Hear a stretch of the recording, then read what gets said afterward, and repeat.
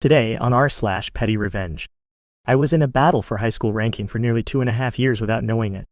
I was very ill during 8th grade in the US, so that's the last year of grade school before high school, and missed a few months completely and was only allowed to do half days for another month or so. Even though I was doing homework, I wasn't getting the in-person instruction, and I'm more of a visual and auditory learner.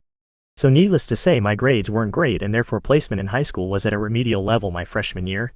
But they had figured out what was wrong with me, and the medication had worked. So I had no attendance issues and had nearly a 4 GPA. I was the only person from my grade school to go to this high school. The city line was literally our back fence.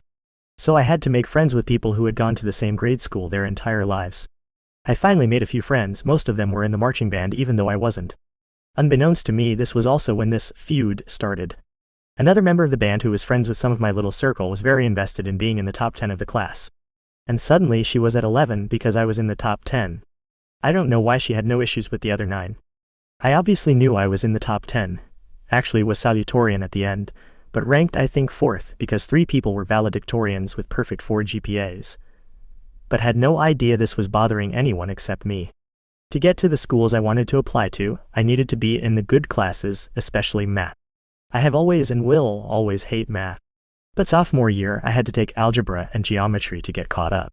I guarantee that year took several years off my life, and I'm amazed I didn't get gray hair, but I succeeded. It wasn't until junior year when we were starting ACT prep classes that one of my friends made an offhand comment to the effect of, "If you do well on the ACTs, then Crystal will have to stop saying you cheated your way to the top." What now? Literally the entire group I was sitting with, about 9 people, are just staring at me until someone finally said, "You know Crystal has been saying you took those easy classes freshman year to boost your GPA, right?" No, in fact I did not. Everyone looked very uncomfortable.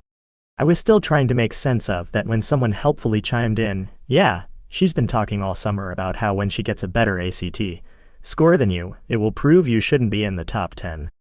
Okay, so does she think she gets to take my spot if she gets a higher score? To this day I have no clue why this was so important to her. But eventually the day came where we got our scores back. And she was telling the whole school about her 31. Which is a very good score. She was extremely intelligent, which is why I was so baffled that this mattered to her. And I just said nothing. Because I knew she would ask me in front of everyone, and while I thought the whole thing was ridiculous, I had a bit of a petty streak. So during lunch, she stood up at the end of our lunch table and basically yelled, "Clara, did you hear I got a 31? Sure did? Congratulations." She just stood there a minute while I drank my soda. Then finally, "Well, I haven't heard from anyone what you got. Don't you want to share?" "I don't mind, I got a 32. It was like watching a balloon deflate. It was certainly not my proudest moment, but at the same time, if you're going to be in intense competition for something, you should maybe at least let your opponent know about it. For our next story. I delivered revenge like a Disney princess. Came here because of the clique. So, here in my block, we have this neighbor who is just the combination of every bad neighbor habit. To make things more visual, we're mainly talking about half a block here. The majority of the houses are 2 stories, except the one in the middle that is a car detailing and accessories store. So this store's roof makes every house on this half block visible to each other. So the major complaint is the noise. This guy blasts trash music all day long, which would not be a problem if this guy respected the volume and time allowed. Everyone in the block has called the police because of the noise after 12 a.m. at least once. When my family called the police, at 3 a.m., the police told us that the sound had already exceeded the permitted decibels since before the street began. But I guess money is not a problem for this guy because he keeps doing it. Since everybody was calling the police on him because of the noise, he decided to call the police because of the noise of a newborn baby crying. When the policemen arrived, they told the guy to F off, so that was a mini win. Besides, this guy's also a creep that keeps staring through every window. The majority of the neighbors had installed tinted windows or curtains because of this particular guy. I literally couldn't enjoy sunlight because this dude kept staring at my window whenever my underage sister was in the room. Obviously there's more, but this were the major complaints. Cue the revenge. Since this dude is used to be awake during the night blasting terrible music, he sleeps basically all morning, and absolutely hates birds chirping because it wakes him up. You can literally hear him complaining and closing the windows when the birds start singing. So I decided to plan based on that. I asked every neighbor if they were okay with the birds chirping. The majority said they love it. Then I asked the detailing store if I could scatter some seeds on their roof to attract birds. The owner said absolutely yes, because the guy threw trash at the store's roof, so every single week the owner had to clean the gutters. So I started scattering the seeds every day at 5 a.m. Okay, the store's roof, and in less than 1 week, I have a full army of birds. I also started putting things like leaves, twigs, dog hair, and other things so the birds could build nests nearby. In my window, there's also water for the birdies. Now, the most delicious part of my revenge was when I decided the birds needed a little treat. I have a friend that breeds insects for people to feed their exotic pets, so I asked him for 100 crickets to feed the birds. He gave me an amazing discount, and the next day I was also scattering crickets in that roof. The birds started eating the crickets, but obviously they couldn't eat them all, so the rest of the dozens of crickets that escaped ran to the nearest shelter, the idiot's open balcony. You may think, couldn't he just kill the birds or something? Well, he tried, but the odds are in our favor because the birds that come chirping on his windows are protected by ambiental law, so if he tries to harm them, he'll pay a much more expensive fine than the sound pollution one. Now, my block is the only place in the ghetto where you can wake up every day like a Disney princess, with more than 30 birds chirping, and the sounds of a very distressed evil neighbor. Let's dive into our next story. Refuse to switch seats, I'll treat you to my melodious voice. So I was going home by bus. I should have taken the train, by the way, one evening, and had the misfortune of finding a seat between two people. The way this bus was, one row has 2 seats, aisle, and the other row had 3 seats. I sat in the row between 2 people, and they recognized each other and started catching up. They went to university together and hadn't seen each other in all. This was going to be at least a 45 minutes drive given the several stops and traffic. It was uncomfortable for me as they were talking across me and I just needed some quiet. I know this is public transport and all. So I asked them if they'd like to switch seats and they both refused. I put on my earphones and tried to shut them out, but I couldn't given that one party had stale breath. I was listening to a song and I decided to sing out loud. Loud enough they couldn't get to hear each other. They stopped talking and I keep quiet.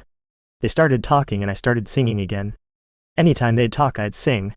It went on for a few minutes and then they stopped talking altogether and I had a smoother ride home.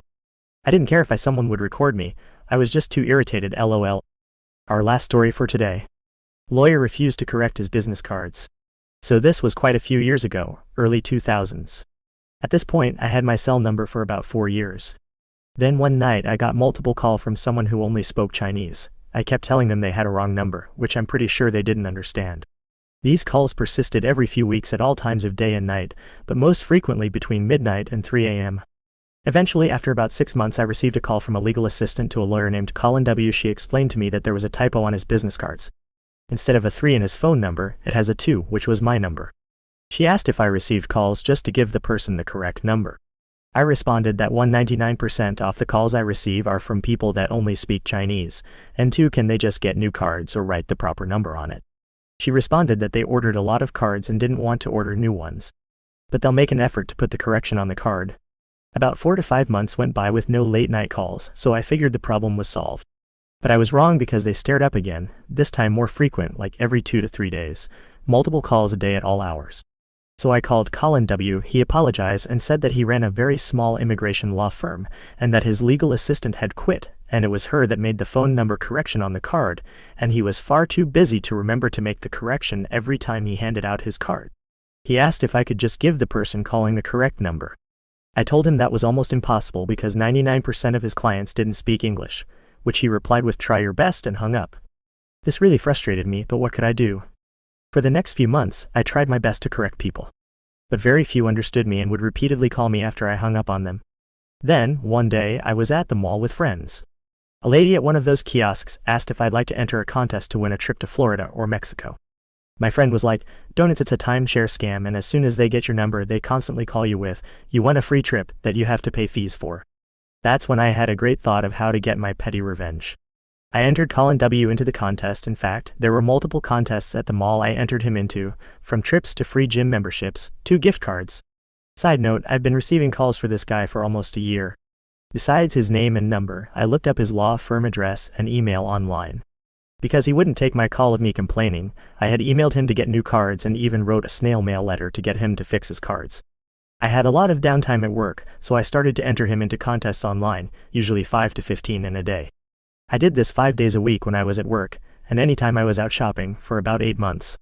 I would have continued longer, but at about the 8 months mark, I stopped getting calls for Colin W. around a week after that.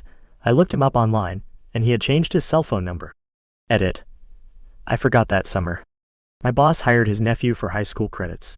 He thought what I was doing was hilarious, so he spent a lot of his time there contributing to my petty revenge. And those are all the stories we have for today.